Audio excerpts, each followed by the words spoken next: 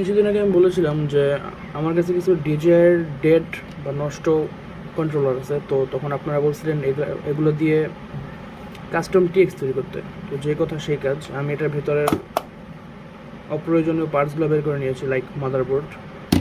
এখানে জাস্ট তেমন কিছু নাই, জয়স্টিক, সুইচ, বিয়ার, আর যে মোবাইল স্ট্যান্ড, এই এছাড়া তেমন কিছু নাই। আচ্ছা, ব্যাটারি আছে দুই সাইডে দুটো।